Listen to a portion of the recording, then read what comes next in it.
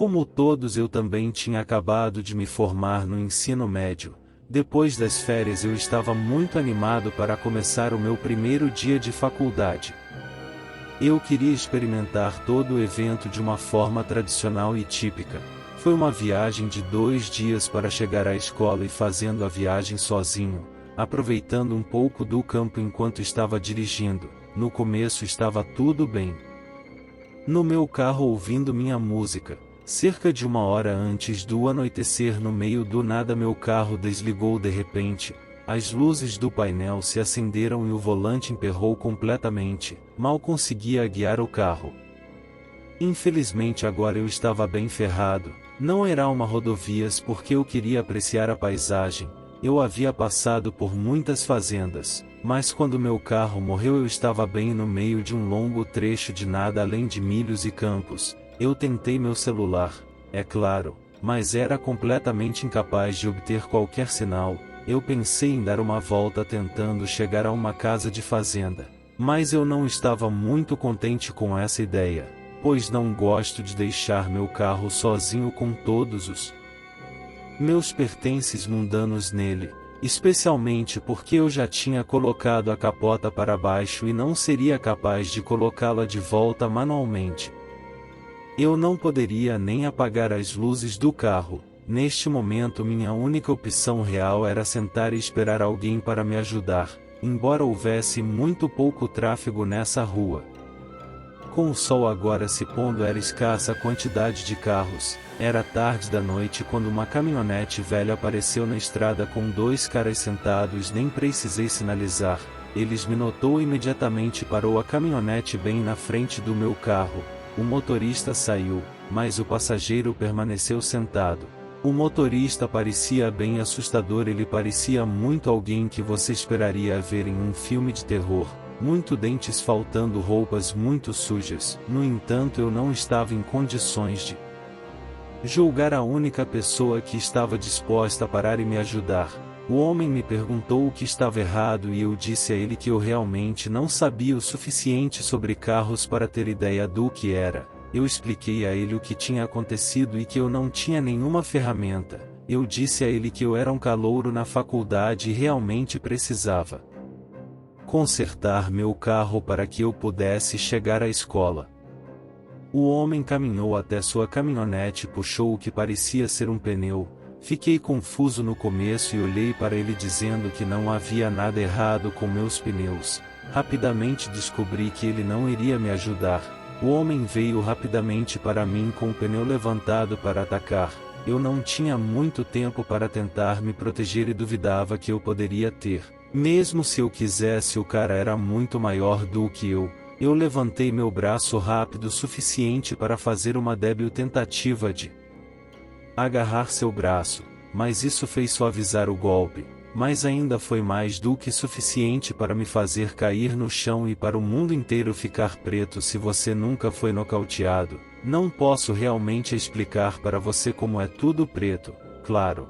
Mas é quase como se você estivesse ciente e inconsciente do que está acontecendo ao mesmo tempo. Eu não tinha certeza quanto tempo depois do golpe acordei, mas ainda estava escuro quando abri meus olhos. Minha cabeça latejava como nunca tinha acontecido antes. Tentei me mover apenas para perceber que agora estava preso em um espaço fechado. Demorei alguns momentos para perceber que eles me prenderam no porta-malas do carro, e se eu estava no porta-malas do meu carro, significava que eles haviam levado meus pertences com eles. Eu não posso nem dizer quanto tempo eu fiquei lá. Eu bati no porta-malas tentando forçá-lo a abrir, mas eu não podia. Era o momento mais aterrorizante da minha vida. Eu não tinha ideia se alguém iria parar para tentar me ajudar, e se eu ficaria preso lá a noite toda. Eu não tinha ideia do quão sério foi o golpe na minha cabeça. Nem sempre eu tinha força para bater no porta-malas na tentativa de me tirar dali. Finalmente, depois de horas no inferno, um policial local parou para conferir este carro misterioso parado na beira da estrada.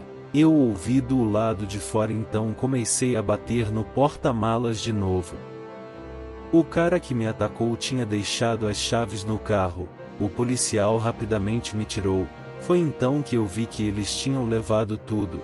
Eles limparam meu baú e levaram tudo do banco de trás do meu carro até minhas roupas. É claro que isso era a menor das minhas preocupações. O policial teve que chamar uma ambulância para mim. Felizmente eu não estava tão ferido. Acabei chegando à escola, mas cheguei muito tarde. Meus pais foram gentis o suficiente para me enviar dinheiro para comprar algumas roupas novas e outras coisas. E fiquei feliz que a experiência não me atrapalhou totalmente na escola e para viagens futuras. Eu agora só vou pegar a rodovia. Mesmo que eu esteja realmente ansioso para a faculdade desde o meu primeiro ano e eu estava animado sobre viver nos dormitórios, a única coisa que eu não estava muito animado era sobre as regras que minha escola tinha em relação ao alojamento de calouros. Todos os calouros tinham que ter um duplo ou um triplo quarto.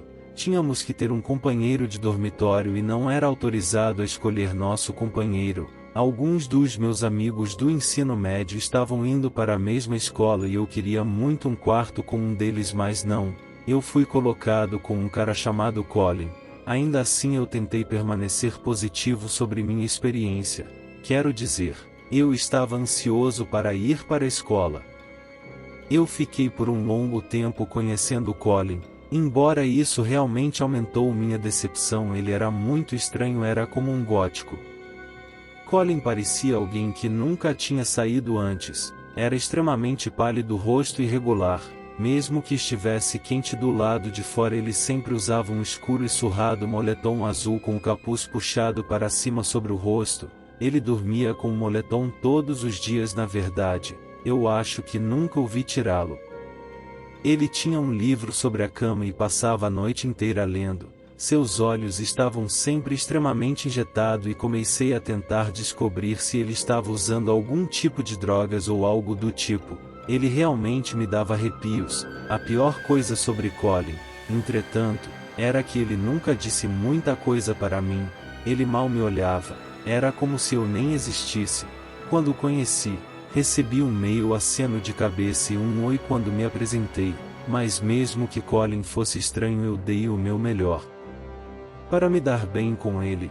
Ele nunca foi mal comigo exatamente. Nos primeiros meses juntos nunca foi tenso, nem ele apenas fazia suas coisas e eu fazia as minhas. Foi quando ele começou a ficar extremamente estranho. Uma noite, quando eu estava dormindo, de repente acordei com Colin gritando com alguém. Então eu ouvi os sons inconfundíveis de alguém sendo espancado repetidamente. Eu abri os olhos, mas não me levantei.